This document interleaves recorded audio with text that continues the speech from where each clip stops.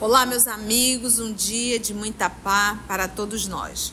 Hoje, exatamente 3 de maio de 2024, estamos nós reunidos para estudarmos a obra, o livro, a Gênese. Nós estamos no capítulo 1 e hoje vamos adentrar no item 3. Estamos falando do caráter da revelação espírita. Vamos envolver a nossa irmã Lígia, que irá fazer a nossa prece de gratidão. Mestre e amigo Jesus, com coração pleno de gratidão, Senhor, estamos aqui mais uma vez para estudarmos essa obra básica. Peço que nos amplie o entendimento, nos facilite a compreensão dessa obra, para que possamos senti-la e vivê-la. Que o que vamos estudar hoje fique aqui como lições eternas e levemos isso para várias encarnações. Intui a nossa facilitadora Conceição para que consiga transmitir todo esse imenso conhecimento. Sê conosco, Senhor, hoje e sempre. Que assim seja.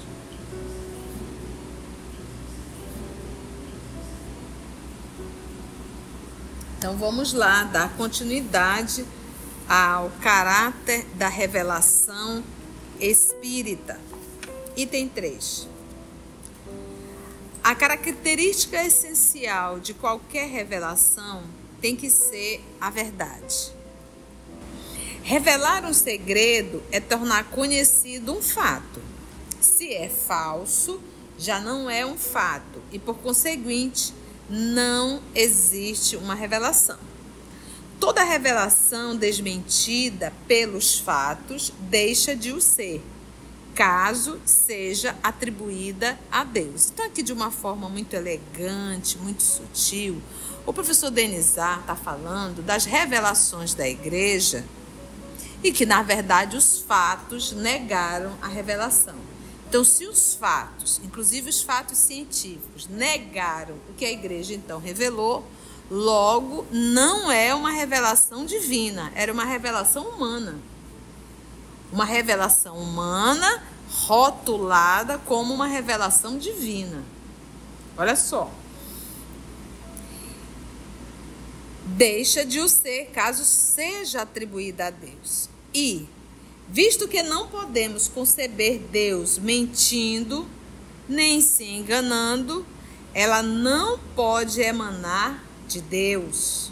Logo, deve ser considerada produto de concepção humana. Então, quantas vezes a religião fez e tem feito, tem assumido, tem nomeado, usando Deus para falar de uma regra, para falar de uma pseudo-revelação. Então vamos pegar de uma que a gente conhece muito bem, que foi bastante comentada. A igreja revelou que a Terra era o centro do universo. Que inclusive a nossa estrela, que nós chamamos de Sol, era ela que ficava girando em torno do nosso planeta. Então isso era uma revelação de ordem divina, era lei. Os fatos demonstraram que a Terra não é o centro do universo e que o Sol não gira em torno da Terra. Logo, essa revelação era divina? Deus não mente e Deus não se engana. Então, é esse cuidado que nós temos que ter, que muitas vezes se apropriaram da divindade para rotular uma revelação que era um conceito religioso e transformaram isso. A mesma coisa a interpretação da Trindade da igreja. A mesma coisa falar do inferno que a igreja nos ensinou. E tudo isso é rotulado como Deus disse, Deus revelou. Então, Deus mentindo nem se enganando. Repito, ela não pode emanar dele. Logo, deve ser considerada produto de concepção humana. Item 4. Qual o papel do professor diante dos seus discípulos, diante dos seus alunos, se não o de um revelador? Ele está ali para revelar? O professor lhes ensina o que eles não sabem, o que não teriam tempo nem possibilidade de descobrir por si mesmos, porque a ciência É obra coletiva dos séculos e de uma infinidade de homens que trazem, cada qual, o seu contingente de observações aproveitáveis àqueles que vêm depois. Então, se nós formos acompanhar a ciência ela é acumulativa. A ciência ela é solidária. Então, vem um, descobre um pouquinho, vem outro, pega aquele pouquinho e aumenta mais um pouquinho, e vai aumentando mais um pouquinho, e cada vez ela vai refinando mais ainda. Mas um cientista só, ele não fecha. Ele não bate o martelo. Se ele faz isso, faz por vaidade e quase sempre ele vai ser desmoralizado, porque a evolução da ciência vai mostrando outros fatos. Então, por isso que ele diz, o seu contingente de observações aproveitáveis àqueles que vêm depois. O ensino é, portanto, na realidade, a revelação de certas verdades, sejam elas científicas ou sejam elas de ordem moral, físicas ou até mesmo metafísicas, feitas por homens que a conhecem, a outros que as ignoram, e que, se assim não fosse, as teriam ignorado sempre. Então, quem que revela? Professor, né? Feitas por homens que as conhecem. Essas, como ele bem coloca, essas revelações, e revela aqueles que não as sabem. Então, o nosso professor Denizar está aqui construindo uma linha de raciocínio, tá bom? Item 5. Mas o professor não ensina senão o que aprendeu. É um revelador de segunda ordem, porque ele não é o primeiro. O que a gente reproduz aqui foi o que eu criei? Foi aquilo que nós estudamos em doutrina espírita. Nós estamos aqui a estudar e a comentar. O homem de gênio ensina o que descobriu. Então, olha a diferença. O professor ensina o que aprendeu. O homem de gênio, ele ensina o que ele descobriu. Einstein é um professor ou um homem de gênio? De gênio. E tantos outros cientistas. Ensina o que descobriu por si mesmo. Não foi através de um livro, foi através da ciência e da pesquisa, comparação e observação. Ele é o revelador primitivo. Então, o professor é o quê? É o primeiro ou o segundo da ordem? É de segunda ordem. É de segunda ordem. Já o que descobriu, ele é o revelador primitivo. Traz a luz que pouco a pouco se vulgariza, se populariza. Que seria da humanidade sem a revelação dos homens de gênio que aparecem de tempos em tempos? Né? Se nós estudarmos um pouco, a gente vai ver que no século XIX foi onde houve um boom muito grande na ciência. Matemática, física, psicologia, biologia. É impressionante como tudo explodiu ali no século XIX. Início, meio e fim do século XIX. E é tão interessante que a própria doutrina também. Foi meados do século XIX que também ela veio. Então, era necessário que viesse a ciência, né, de forma mais ostensiva ainda, e a revelação da doutrina espírita, e aí pudesse casar. Porque uma vez a ciência, o espiritismo poderia dizer muitas revelações que antes da ciência ele não teria como revelar. E muitas revelações da doutrina espírita ainda a ciência não conhece. Nós estudamos o corpo perispiritual como origem das enfermidades, nós estudamos a reencarnação como também origem de personalidade, de comportamentos e de tendências. A ciência humana ainda não consegue aceitar, a coisa já está começando a tomar um novo curso, mas ainda ela não aceita isso de forma acadêmica. Então imagina quando acertar, e a doutrina está na frente disso. Um dia a ciência vai chegar. Continua. Mas quem são esses homens de gênio? E por que são homens de gênios? De onde vieram? Que é feito deles? Notemos que a maioria deles traz, ao nascer, faculdades transcendentes, que transcende a sua condição, o seu estado, transcende. E alguns conhecimentos inatos, ele não recebeu, ele não foi estimulado, ele já o traz. Que com pouco trabalho desenvolve. Então a gente vê isso na música, na arte como um todo. A gente vê isso na ciência. A gente vê isso em várias situações, na parte moral. Então, a pergunta foi interessante o professor colocar, por que são homens de gênios? De onde eles vêm? Que é feito deles? E ele diz, eles trazem ao nascer. Então, não recebeu do pai, não recebeu da mãe, ainda não deu tempo nem de ir na escola. E já traz. Então, gente, ver uma criança de 4, 5 anos tocar piano com uma agilidade de quem já treina há 30, 40 anos, é impossível, gente. Logicamente, é impossível. De onde ele traz essa agilidade? De onde ele traz essas lições? De onde? Pertencem realmente à humanidade, pois nascem, vivem e morrem como nós. Pertencem à humanidade. Nós temos um garotinho, que eu acho que ele está com 6 anos, acho que agora. Eu acompanhei ele pelas redes sociais. A mãe posta, não me recordo o nome dele, eu sou uma pessoa que sou bem displicente com o nome. Mas ele dá aula, ele fala da anatomia humana, fala da fisiologia humana, e você fica assim, meu Deus, ele adora. É Davi? Ah, o Davi. Agora eu vou aprender. Davi, vou vincular o nome do meu sobrinho Davi. E ele fala, ele exemplifica, ele gosta de livros, ele fica super feliz, ele gosta de montar o corpo humano com material pedagógico. A gente, obviamente, que a mãe está ali incentivando, mas muitas vezes ele opta em estar, e ele já falou, eu quero ser médico, eu vou ser médico cardiologista, eu quero cuidar do coração do humano. Aí a mãe dele, gravando o vídeo, disse, meu filho, vamos ali comer, lanchar, e falou um lanche meio perigoso para a saúde, né?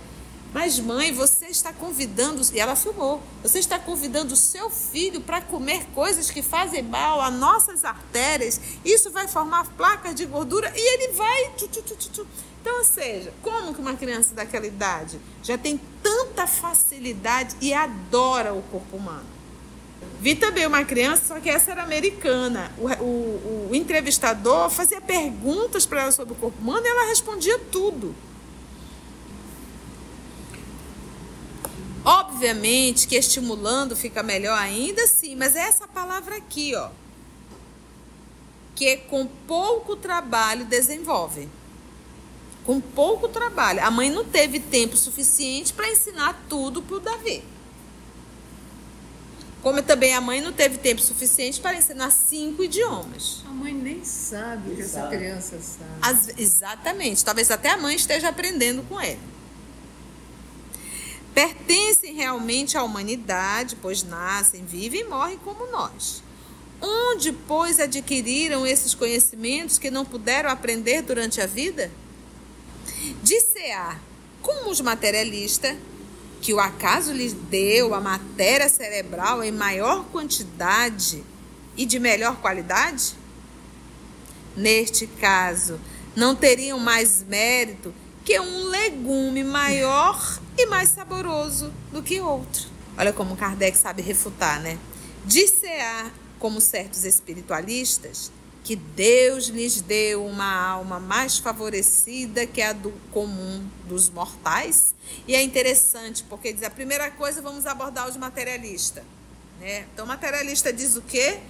Que a matéria cerebral dele é maior quantidade de melhor qualidade, né?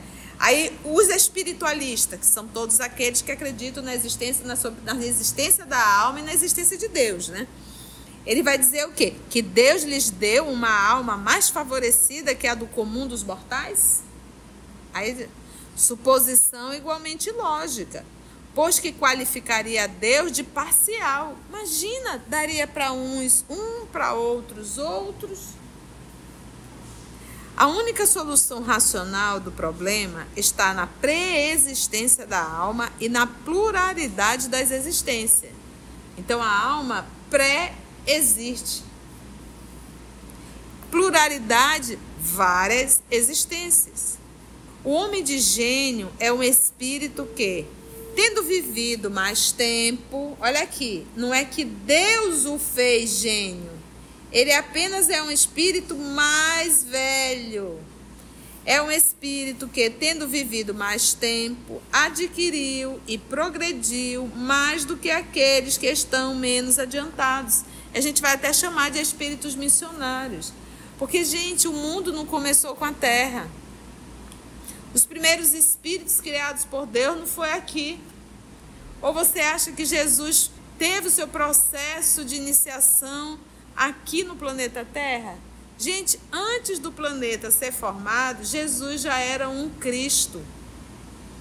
Ele organizou todo o planeta Terra. Isso quer dizer o quê? Que Jesus evoluiu em um outro planeta, que com certeza esse planeta não mais existe. Porque só de planeta Terra, segundo os cientistas, nós temos mais de 5 bilhões de anos. E Jesus, há mais de 5 bilhões de anos, já era um Cristo.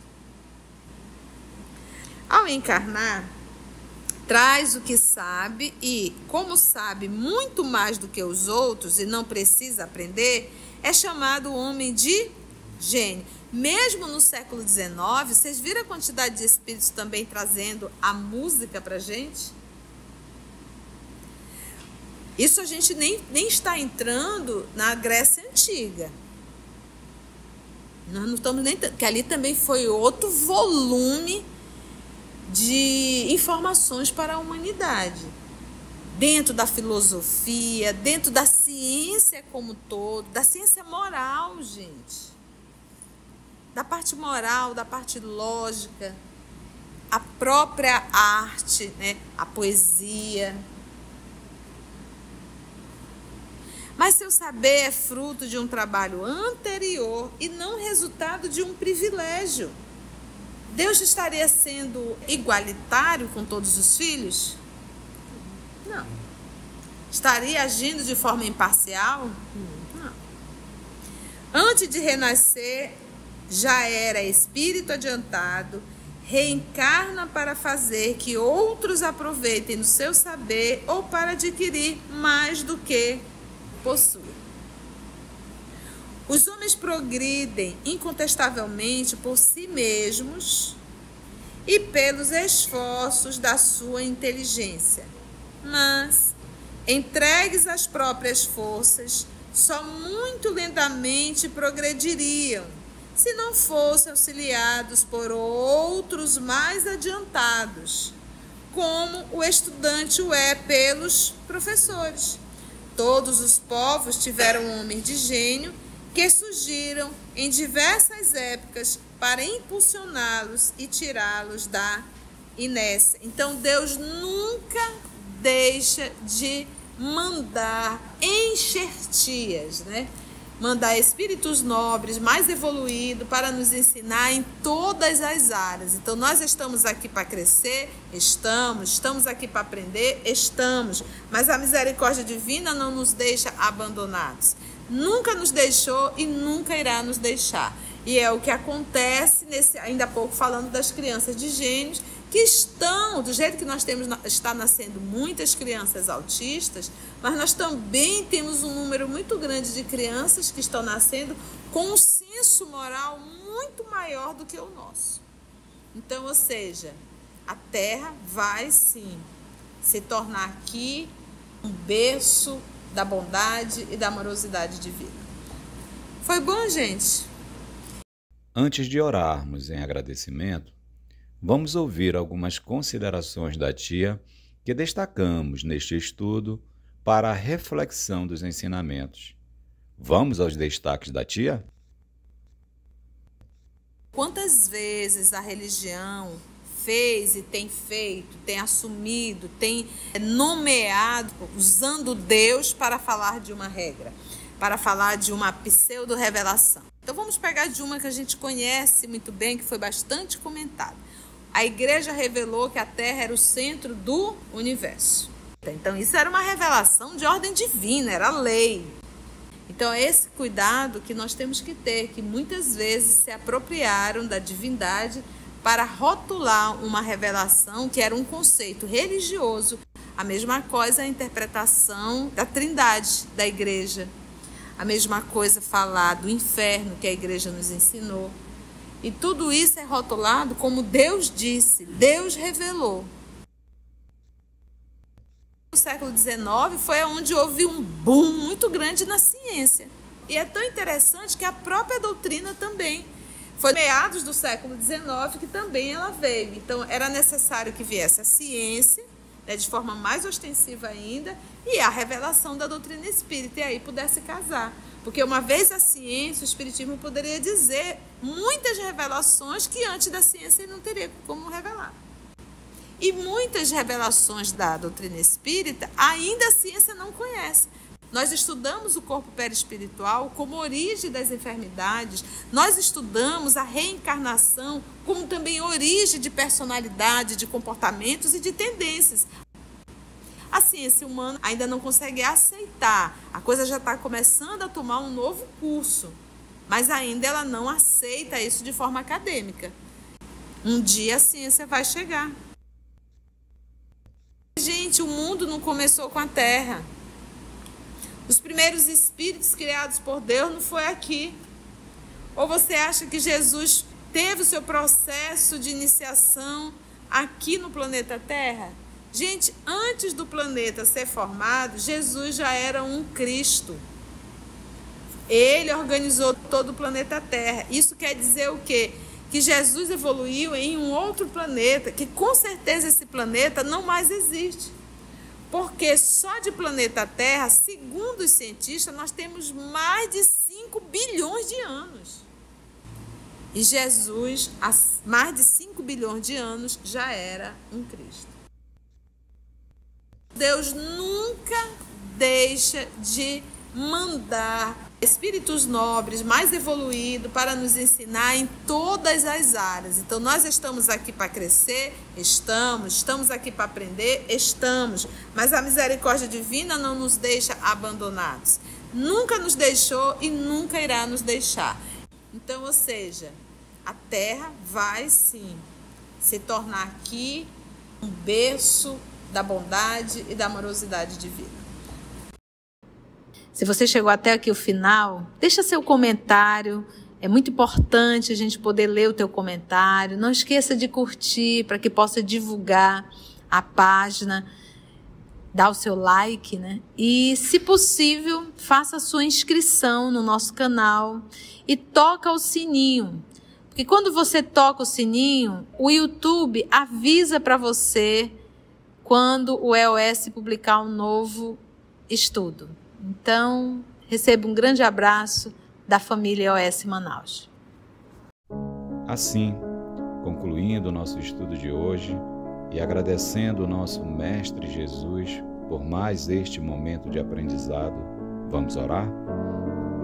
E assim, então, agradecemos a Deus, nosso Pai, agradecemos aos nossos amigos espirituais, se Deus nos permitir, até o nosso próximo encontro. Graça te damos, Senhor, que assim seja.